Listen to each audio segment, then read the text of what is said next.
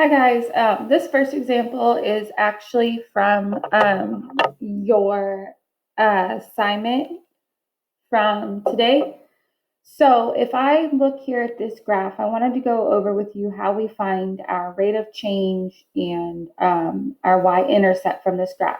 So on this graph, first question here, what is your y-intercept? Your b value, because we know that our equation is y equals mx plus the b. Okay, and it can also be minus b if it's crossing below in your negatives. Okay, so this point here, so this is my y-axis, everybody can see, even it's labeled y. So I look to find this b value. Where am I crossing it? Well, I'm crossing it right here at 1. Okay, so that means that this here is going to be plus 1. The b value is 1. Okay, so you could put here for your answer, what is y-intercept? Well, it's 1. Okay, then I'm going to use, if you recall when we did constant proportionality, I need to pick the next perfect point. So where I perfectly cross these little boxes, so I'm not trying to estimate how far it is. Well, if I look, this here is my next perfect point. Okay, so to find this m value, I'm going to do rise, okay, over run. Okay, so rise, that's supposed to be an R, sorry. Rise is how far did I move up? So I'm moving from this point to this point. So I have to figure out, I have this little triangle essentially here. So how far do I go up? Well, I move up 1, 2, 3 spots. Okay, so my rise was 1, 2, 3. Over how far did I run? Well, I'm here and I'm moving over 1, 2, 3, 4. Okay, because if I go from 0 to 4, that's 4. So 1, 2, 3, 4 blocks. So 3/4 is my run.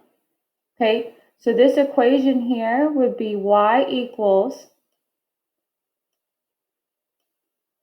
3/4 x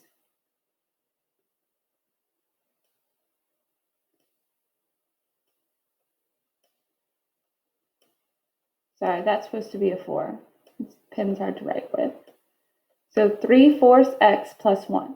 Okay, so to go back over it, to find my b value, here's my y-axis. I look, where is my line crossing? Well, it's crossing right here at 1. So I know that my y-intercept, or the b value, is going to be plus 1. Then to find this m value, you do your rise. How far did I rise? So count how many blocks to this one. You can make it into a little triangle if you need to. Over how far did I run across to get to this next point. Okay? And that's the easiest way to do these, is just figure out your b value first and then rise over your run. Okay? From a table, okay, my b value is going to come from, where is my x value 0? Because when I'm on the graph, when my x is 0, well then that's the corresponding y value is your b value. Okay, so where my x is 0, my x is 0, my y value is 3. So that means that b would be this 3. Okay, then to find your rate of change, you're going to subtract 2 y values. So I could pick these 2 y values, let's say. So subtract my y's, well, I would have 5 minus 3 over, subtract my x's, 1 minus 0.